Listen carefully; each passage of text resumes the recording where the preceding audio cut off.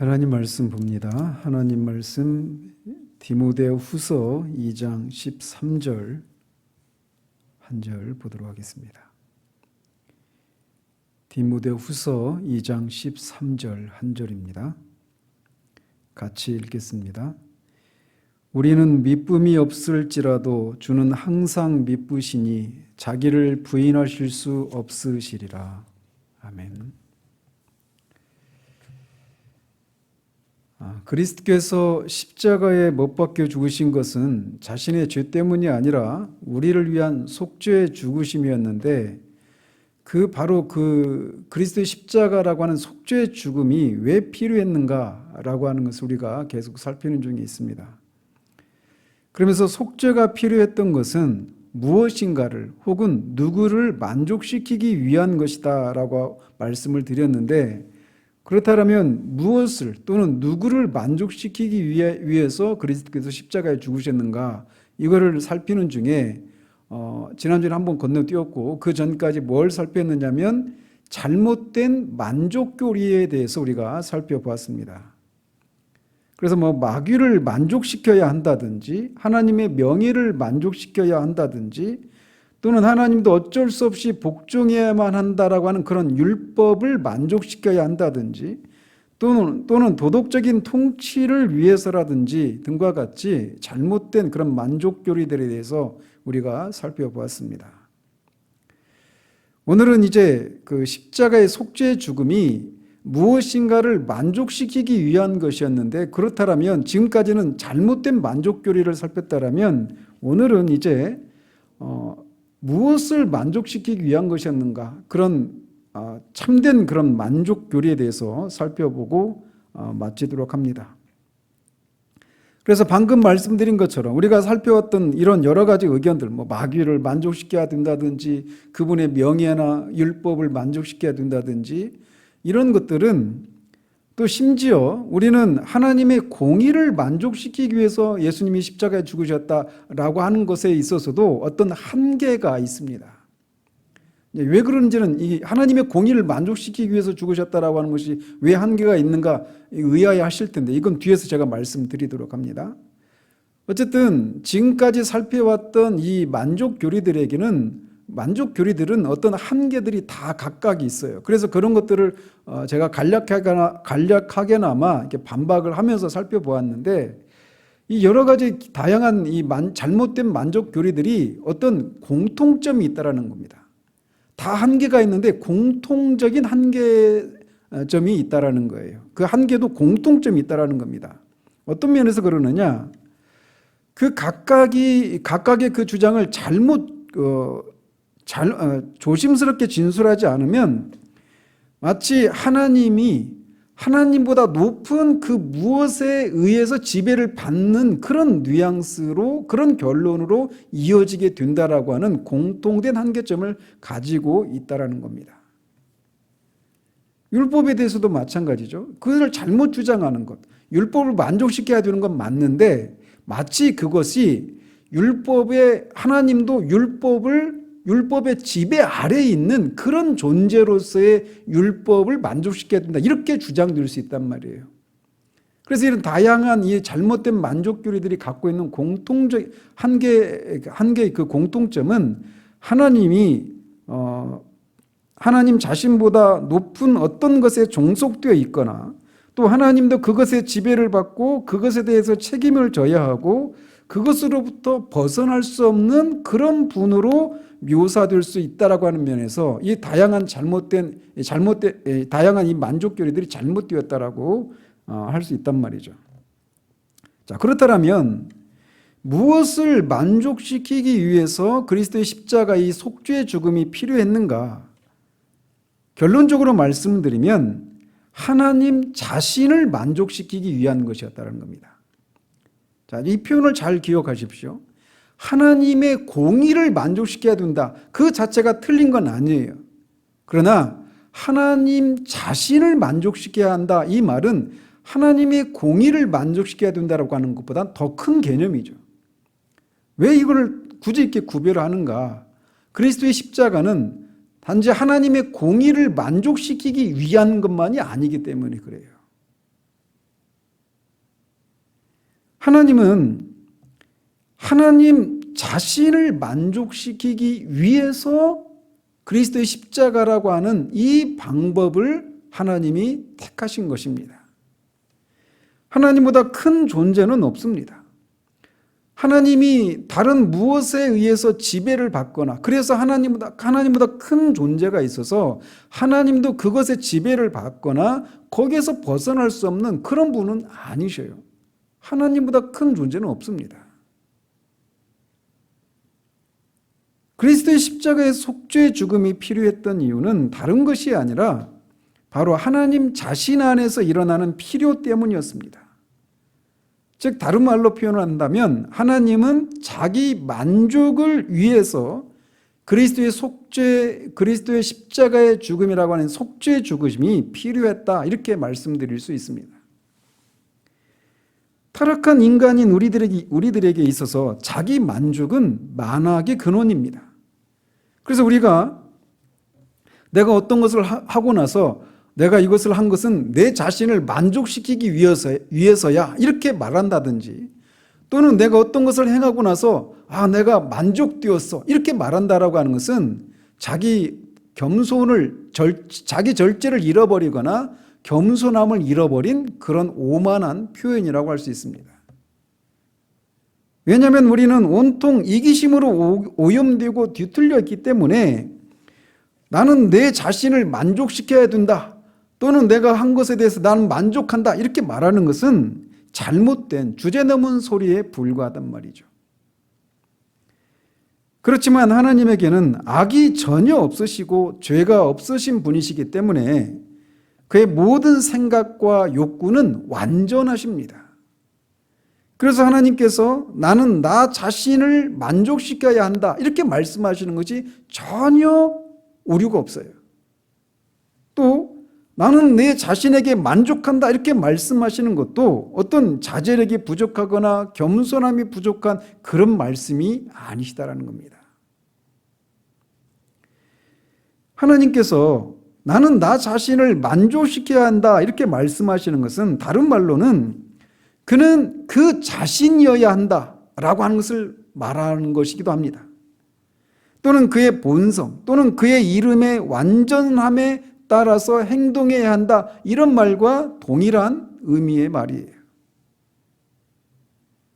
그렇기 때문에 하나님에게 있어서 만족은 하나님 외부에서 발견되는 것이 아니라 하나님 자신 안에서, 그분의 불변하는 속성 안에서 발견되는 것입니다.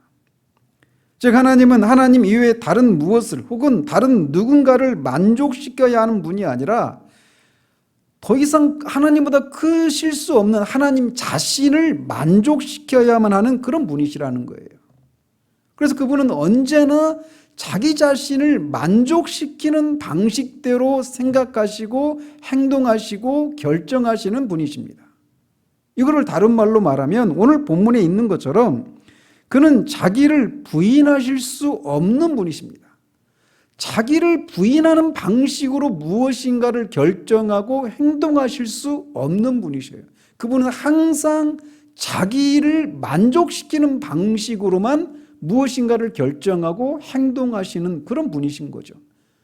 그래서 만약에 그분이 자기 자신과 모순되는, 자기 자신을 부인하는 방식으로 무엇인가를 결정하고 행동하는 것은 그분이 더 이상 하나님이 아니시게 되는 겁니다.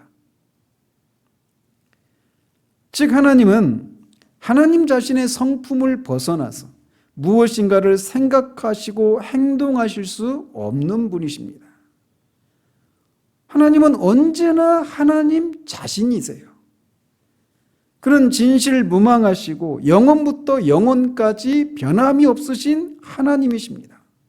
그렇기 때문에 그는 언제나 자신에게 참되시고 언제나 변함없는 하나님 자신으로서 또 자신의 성품에 벗어나서 무엇인가를 행동하실 수가 없으신 그런 분이셔요. 그래서 그분은 좀 긍정적으로 표현한다면 늘 자기 자신에 대해서 일관성을 가지는, 자기 자신과 부합하는, 자기 자신과 일치하는 그런 행동을 하시는 분이시다, 이렇게 말할 수 있는 겁니다.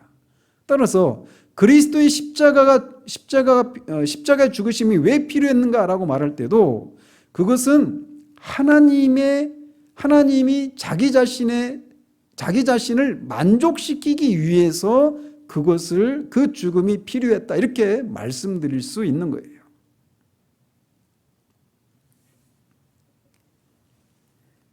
그래서 성경은 특별히 하나님께서 죄인을 심판하시는 것과 관련해서, 또 죄인이 그 심판을 받는 죄인을 하나님이 구원하시는 또는 회복시키는 것과 관련해서 하나님이 늘 자기 자신에게 대해서 일관성을 가지시고 반응하시고 행동하신다라고 하는 것을 성경은 곳곳에서 우리에게 말해주고 있습니다. 그 첫 번째 신뢰는 그는 분노를 격발하시는 것과 관련해서 늘 일관성을 드러내신다라고 하는 것을 성경이 말해주고 있어요. 예를 들어서 신명기 32장 16절에 보면 그들이 다른 신으로 그의 질투를 일으키며 가증한 것으로 그의 진노를 격발하였도다, 이렇게 말씀하시는데, 이 말씀을 통해 하나님이 어떤 분이시라고 말하고 있느냐면, 하나님은 늘 어떤 우상 숭배나 또는 어떤 불의에 대해서, 그런 것들에 대해서 참지 못하시고 그런 것들을 관용하지 않으시는 거룩한 그런 분노를 일으키시는 분이시다라고 말씀하고 있어요. 그래서 하나님이 늘 이렇게 우상숭배나 이런저런 부도덕과 불의를 행하는 그런 악에 대해서, 악이 일어날 때마다 언제나 그런 것들에 대해서 하나님은 진노를 격발하시는 분이시다라고 말하고 있습니다. 즉 이 말은 다른 말로 말하면 어떤 악이 행해졌는데 그 악에 대해서 하나님이 진노를 격발하시지 않는 것은 하나님이 자기 자신에 대해서 일치하는 그런 행동을 하고 계신 것이 아니게 되는 거예요. 그래서 그런 일은 절대로 일어날 수가 없다는 겁니다. 그래서 악이 행해질 때마다 하나님은 그것에 대해서 항상 일관되게 그 악에 대해서 진노를 격발하신다라고 말하고 있어요. 그것에서는 변함이 없습니다.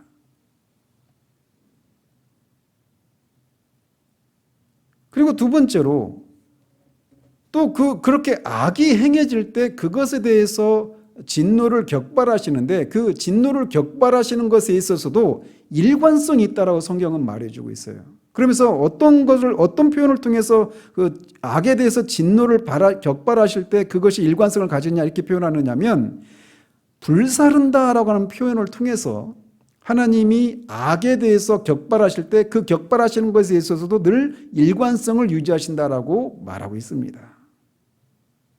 그래서 성경은 종종 하나님의 진노를 불에 묘사합니다. 그래서 하나님이 그 진노하실 때 그것을 불이 붙었다, 불 붙었다, 활활 타오른다, 소멸하신다, 이런 것과 같이 하나님의 진노를 그렇게 사용하셔요. 하나님의 진노에 불이 붙었다, 이런 식으로 표현한단 말이죠. 하나님의 진노가 활활 타오른다, 이런 식으로 표현하고, 하나님의 진노가 소멸하신다 라고 이런 식으로 표현한단 말이에요. 이게 무슨 말이냐? 하나님은 악에 대해서 반드시 분노를 격발하시는데 그 분노는 불길처럼 활활 타오른다라는 겁니다.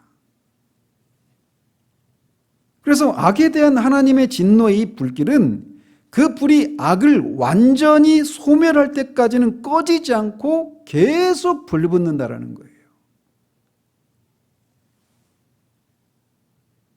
그래서 하나님은 악에 대해서 반드시 진노를 격발하시는 일에 있어서 일관성을 유지하시는 것처럼, 그렇게 악에 대해서 진노를 격발하실 때도 그 진노가 사그라질 때까지, 불이 태우는 그런 것들을 완전히 태울 때까지는 불이 꺼지지 않고 계속 그렇게 활발 타오르는 것처럼, 악이 완전히 소진될 때까지 하나님은 그렇게 진노를 발하신다. 그래서 하나님이 진노를 발하시는 것을 불에 불사른다라고 하는 그런 표현을 사용해서, 그렇게 하나님이 악을 향해 진노를 발하시되 그렇게 악이 완전히 소멸될 때까지 그렇게 진노를 바라신다라고 말을 하고 있는 거예요. 이 사실은 굉장히 중요합니다. 그리고 악에 대해서 하나님이 하나님의 악에 대해서 하나님의 자기 일관성은 만족이라고 하는 표현을 통해서도 드러납니다. 즉 하나님은 악에 대해서 반드시 진노를 바라시는데 그 진노를 바라시는 기세를 불에 비유한다고 말씀드렸잖아요. 그런데 그 불이라고 하는 것은 불이라고 하는 것은 태워지는 것이 완전히 사그라져서 완전히 소멸되고 소진될 때까지는 불은 꺼지지 않아요. 마찬가지로 하나님이 악에 대해서 그렇다라는 겁니다. 그래서 악에 대해서 하나님이 형벌을 내리시는데, 심판을 내리시는데 그것이 완전히 사라질 때까지는 그 진노의 불이 꺼지지 않아요. 그래서 그렇게 완전히 꺼질 때야 하나님은 만족하신다라고 성경은 말한단 말이죠. 그래서 하나님은 그 진노의 불이 완전히 사라질 때까지는 결코 만족하시지 않아요. 왜 이게 중요하냐? 그리스도께서 십자가에 죽으셨다라고 하는 것이 바로 그것을 만족시켰다라는 겁니다. 악에 대해서 하나님은 진노를 바라시는데 불이 활활 타오르듯이 그렇게 하나님의 아들에게 저가 여러분이 받아야 될 그 진노를 막 다 쏟으셨다라는 거예요. 그리고 그것이 다 쏟아지셨기 때문에 하나님이 만족하셨다라는 겁니다. 그 증거가 뭡니까? 그가 죽으셨다라는 거예요. 그래서 예수님이 십자가에서 다 이루셨다라고 말씀하실 때 그 다 이루셨다라고 하는 그 의미 안에는 하나님이 죄인들에게 쏟아야 될 그 진노를 다 쏟으셨다. 그래서 하나님이 만족하셨다. 이런 의미가 있는 거예요. 어쨌든 이렇게 성경은 하나님이 이 자기 성품과 관련해서 늘 자기 자신을 만족시키는 방식으로 일관성을 가지고 행하시는 하나님이신데 그리스도의 십자가가 바로 그런 하나님 자신을 만족시키기 위한 그런 죽음이었다라고 성경이 말해요. 그래서 지금 제가 말씀드린 것은 하나님이 악에 대해서 진노를 바라시고 그 진노가 완전히 악에 대한 형벌이 완전히 만족될 때까지는 그 진노의 불이 활활 타오른다. 이런 측면에서만 하나님이 일관성을 가지는 게 아니에요. 그러니까 여기까지만 말하면 우리가 그리스도께서 십자가에서 죽으신 것은 하나님의 공의를 만족시키기 위한 것이다 라고 하는 것에서 그치는 거예요. 그래서 제가 앞에서도 말씀드린 것처럼 분명히 그리스도의 십자가의 죽으심이 하나님의 공의를 만족시키기 위한 것이다. 그 자체로는 틀리지 않은데 그것으로 충분하지 않다라는 겁니다. 왜? 하나님은 공의의 하나님이시기만 한 것이 아니기 때문에 그래요. 그래서 지금까지 말씀드린 걸 요약하자면 하나님은 그의 백성의 죄악 때문에 그들에 대한 질투의 분노가 격발되시는 분이십니다. 늘 그러십니다. 그것에 있어서 일관성을 잃어버리는 때가 없어요. 늘 악에 대해서는 진노를 격발하십니다. 그리고 일단 그 진노의 불이 붙으면 그의 진노는 활활 타오르고 쉽사리 꺼지지 않는다라는 거예요. 그는 그 진노를 다 쏟아놓으시고 소진하십니다. 그 진노가 더 이상 쏟아지지 않을 때까지 다 쏟아내시는 거예요.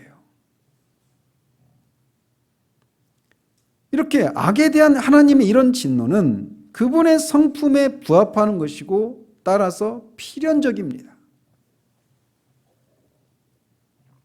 그런데 여기까지만 말하면 충분하지 않다라고 하는 말씀을 드리는 게 바로 이제 살펴보려고 하는 내용입니다. 뭐냐?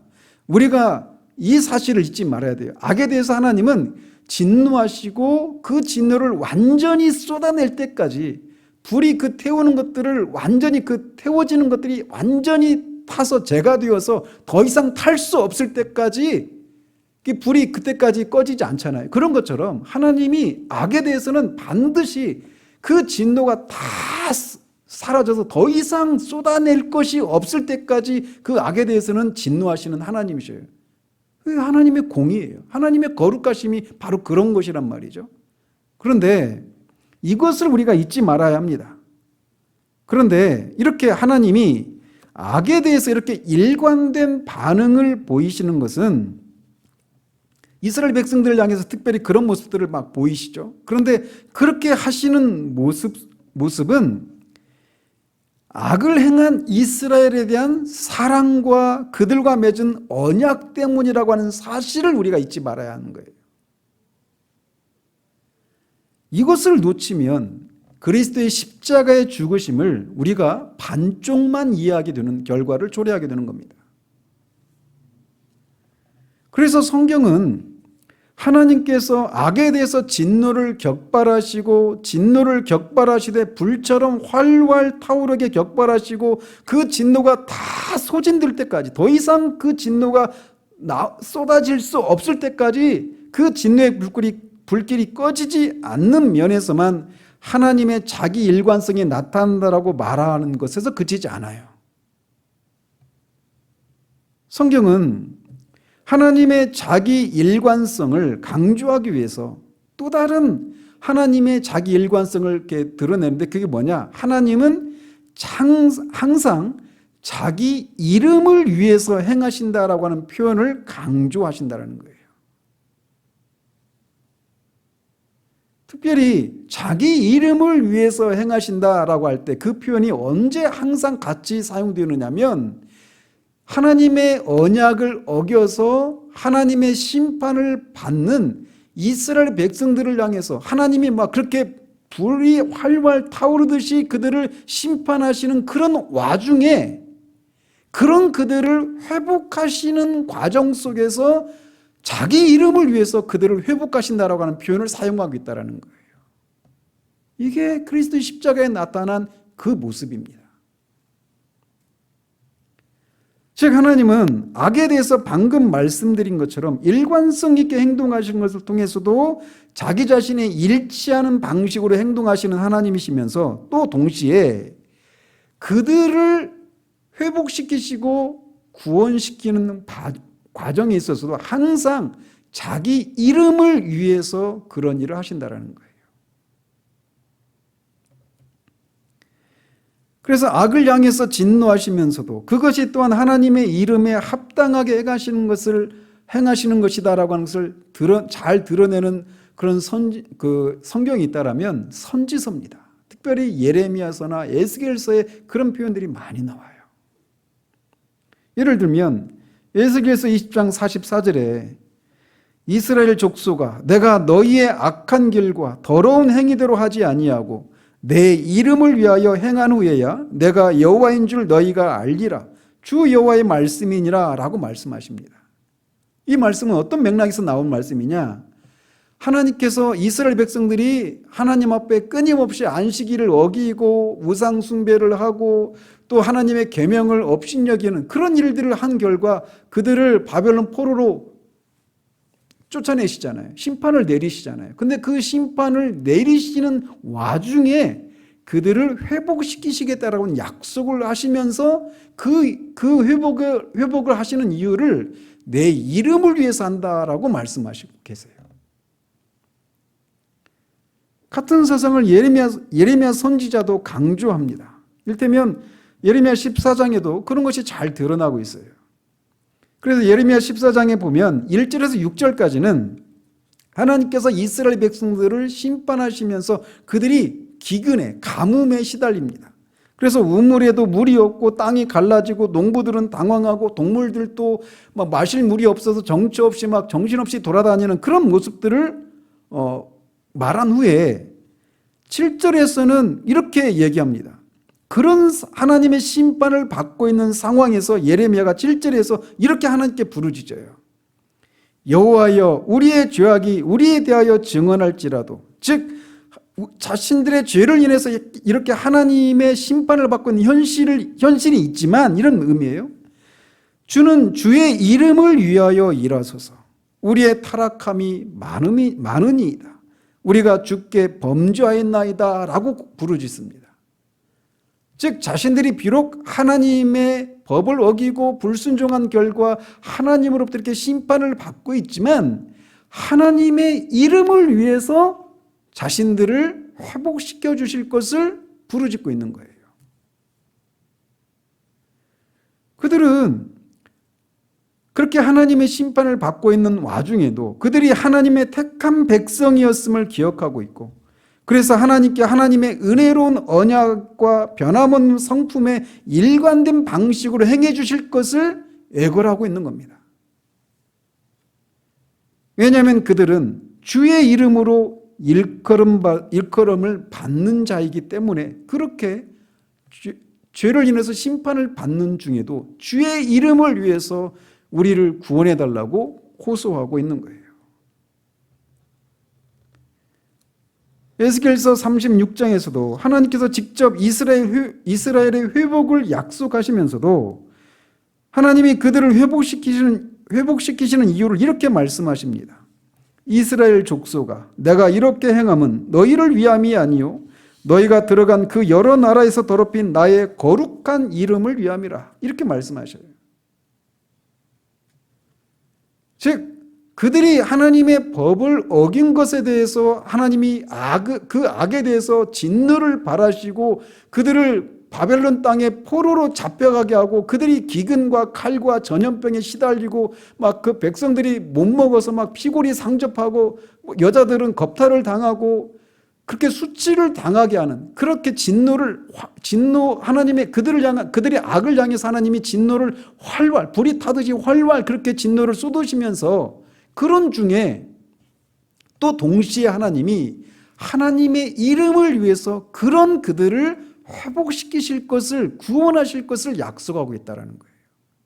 그런데 그 구원을 행하실 때 늘 자기 이름을 위해서 그렇게 하신다라고 말씀하고 계세요.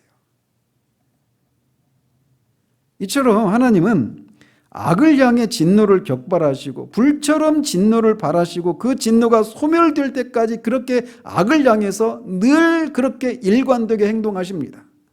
그러면서 동시에 자기 이름을 위해서 그들을 회복하실 것을 약속하십니다.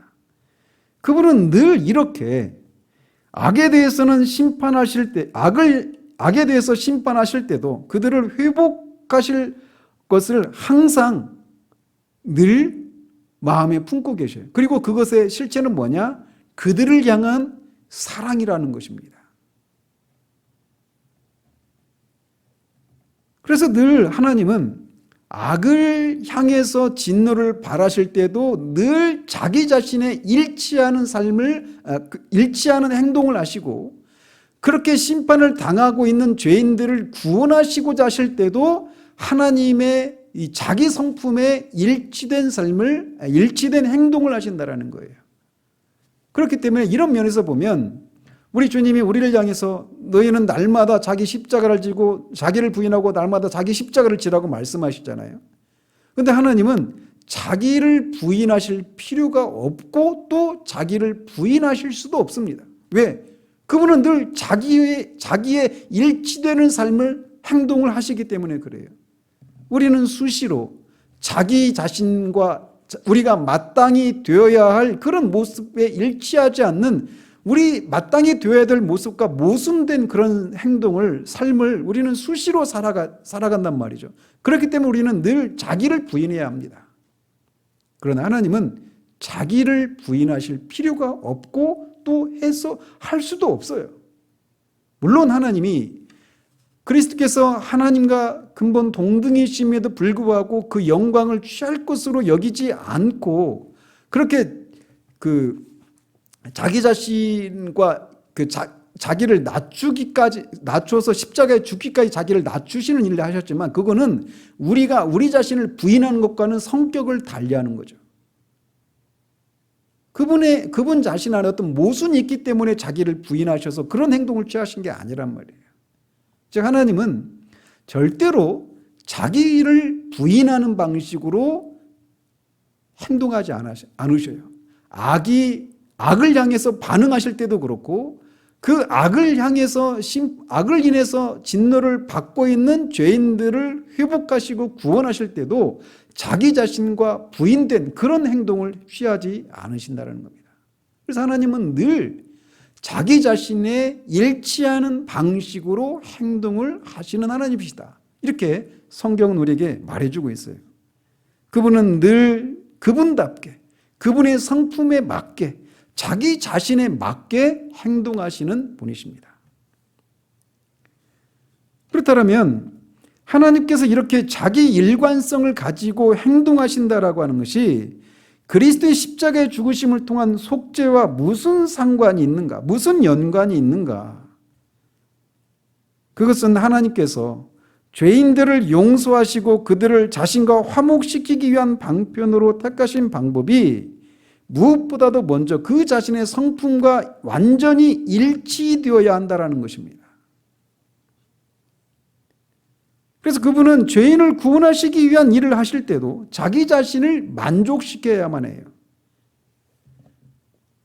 죄인을 용서하시기 위해서는 먼저 악에 대해서 불과 같이 진노를 격발하시고 그 진노가 다 꺼질 때까지는 결코 멈추지 않으시는 그분의 성품, 이것을 우리는 그분의 공의, 그분의 거룩하심 이렇게 부르지 않습니까?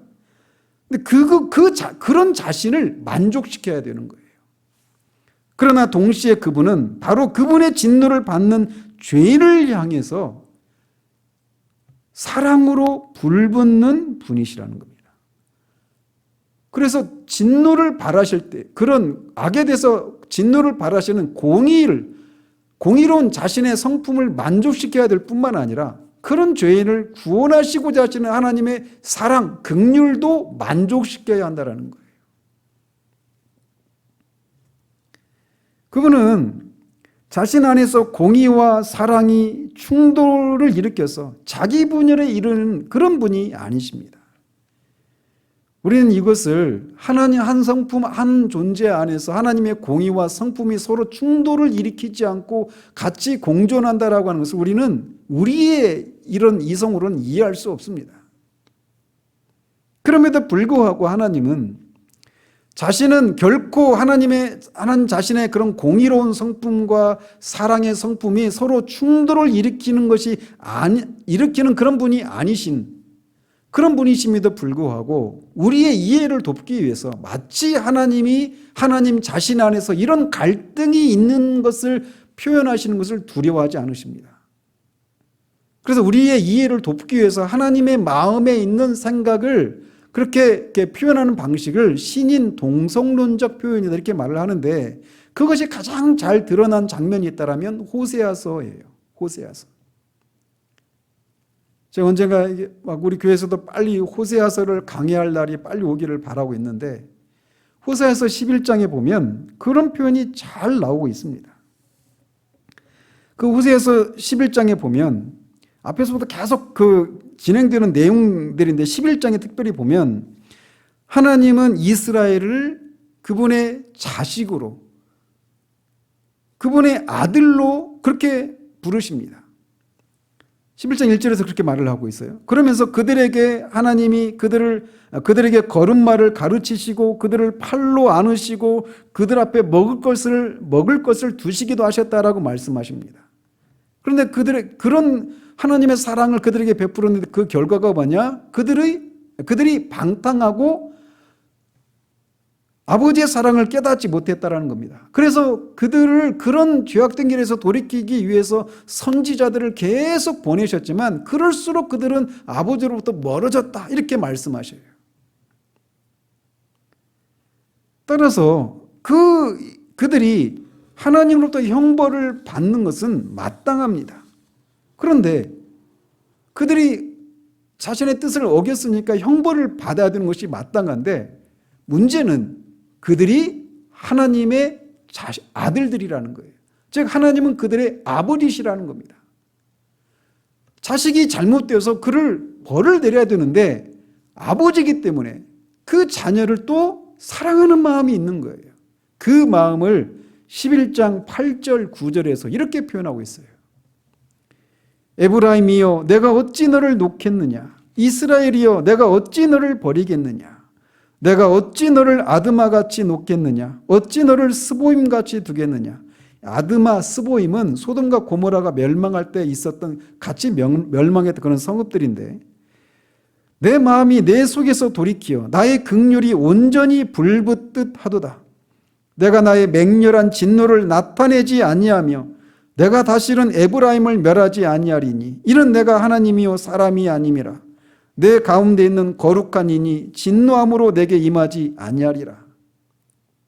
이 말씀을 통해서 하나님이 그들의 패역함을 인해서, 그들의 악을 인해서 맹렬한 진노가 불타오르고 있으면서 또 동시에 그들을 향한 그 긍휼이 정말 너무나 크다라는 겁니다. 그래서 내가 너희들을 어떻게 놓겠느냐, 어떻게 너희를 그냥 아드마와 스보임같이 그들을 막 멸망시키는, 그렇게 멸망시켜버려서 멸절시키겠느냐, 이렇게 말씀하시는 거예요. 그래서 그분 안에서 맹렬한 진노와 함께 또 동시에 그 불붙는 긍휼이 막 불타오르고 있다라고 말하고 있어요. 한 분 안에서 죄를 인한 맹렬한 진노가 맹렬히 불타오르고 있고 또 동시에 그들을 향해서 사랑이 막 긍휼이 불타오르고 있다라고 말을 하고 있는 거예요. 불붙는 진노와 불붙는 긍휼, 이것이 하나님 안에 있는 것이라는 거죠. 근데 그것이 뭐냐? 바로 그리스도의 십자가라는 거예요. 그래서 하나님의 마음속에서 일어나고 있는 생각은 긍휼과 불붙는 진노 사이의 갈등을 그렇게 우리가 이해하는 방식으로 이렇게 묘사하고 있다는 거죠. 그래서 하나님은 모세에게 자신을 계시하실 때 은혜롭고 인자가 많은 하나님이라 이렇게 말씀하시면서 동시에 형벌받을 자는 결단코 면죄하지 않으신다라고 말씀하셔요. 하나님 한 분 안에서 맹렬한 진노와 맹렬한 사랑이 같이 공존한다라는 거예요. 어느 하나를 어느 하나를 희생시키면서 진노를 쏟으신다거나 또는 사랑을 베푸시거나 이러지 않는다라는 겁니다. 진노 중에도 사랑이 공존한다라는 거예요. 마치 불붙은 이 떨기나무, 모세가 봤던 그 환상 있잖아요. 불은 소멸하는 거예요. 그런데 그 나무가 타지 않는 겁니다. 불인데 타지 않아요. 불은 분명히 불입니다. 그런데 그게 타지 않아요. 그런 것처럼 하나님은 죄인을 향해서 맹렬한 진노를 쏟으셔요. 그 현장이 십자가예요. 그리고 그 진노는 다 하나님 안에서 다 쏟아내실 때까지는 꺼지지 않아요. 근데 그것이 다 쏟아졌다라는 겁니다. 그러면서도 동시에 진노를 쏟으시는데 거기에 사랑이 있는 거예요.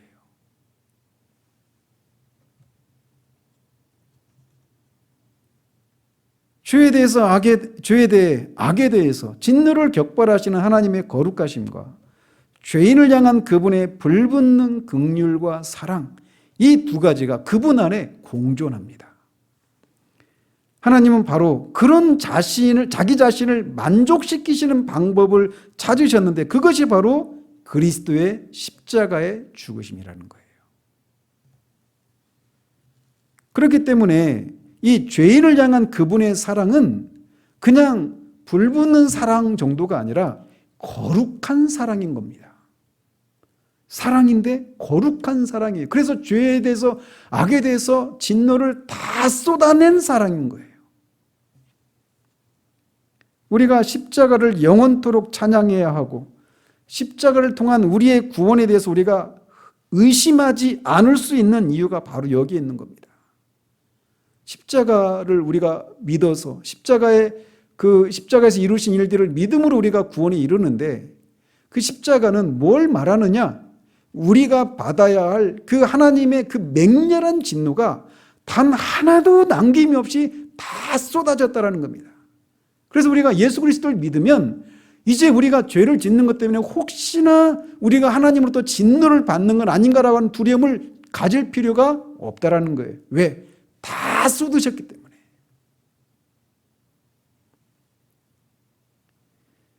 우리가 그리스도의 십자가의 죽으심이 필요했던 것은 그분의 공의를 만족시키기 위함이라고 말하는 것이 그 자체로는 틀린 건 아니지만 더 정확하게 말하면 그분의 사랑도 만족시키기 위한 것이다라고 하는 것도 같이 말을 해야 되는 거예요. 그래서 앞에서 처음에 그런 말씀을 드렸던 겁니다.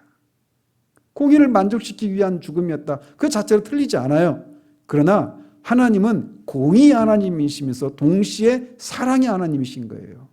그래서 이 두 가지가 같이 언급되어져야 한다는 겁니다. 그래서 결론적으로 왜 그리스도께서 십자가에 죽으셨는가? 무엇을 만족시키기 위해서 죽으셨는가? 그것은 바로 하나님 자신을 만족시키기 위한 것이었다. 이렇게 대답할 수 있다는 거예요. 죄에 대해 불같은 진노를 발하시고 그 진노의 불이 꺼지기 전까지는 진노가 꺼지지 않으시는 그분의 공의와 거룩하심. 그러면서 동시에 죄인을 향한 사랑과 긍휼을 만족시키는 것, 그것이 바로 그리스도의 십자가의 죽으심입니다.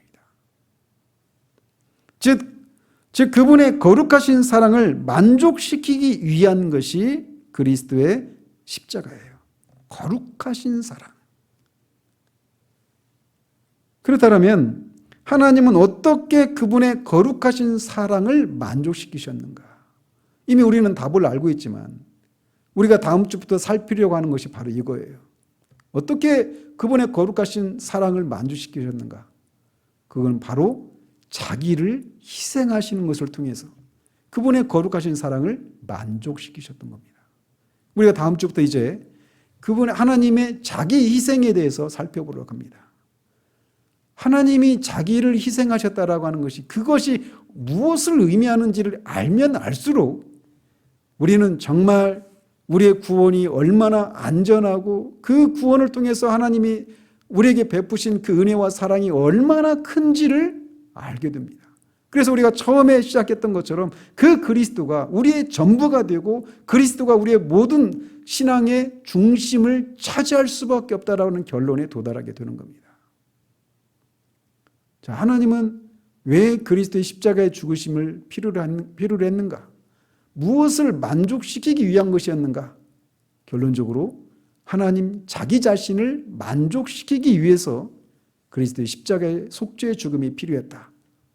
오늘 우리가 내린 성경에서 말하고 있는 결론입니다. 기도하겠습니다. 하나님 아버지, 그리스도의 십자가가 왜 필요했는가를 우리가 몇 주에 걸쳐 살폈습니다. 성경은 우리에게 말해주기를 하나님 자기 자신을 만족시키기 위해서 십자가가 필요했다라고 말하고 있고 또 실제로 그리스도의 십자가가 하나님을 만족시켰다라고까지 말을 하고 있습니다. 그렇기 때문에 그리스도의 십자가로 우리는 충분하고 안전함을 다시금 확인하게 됩니다.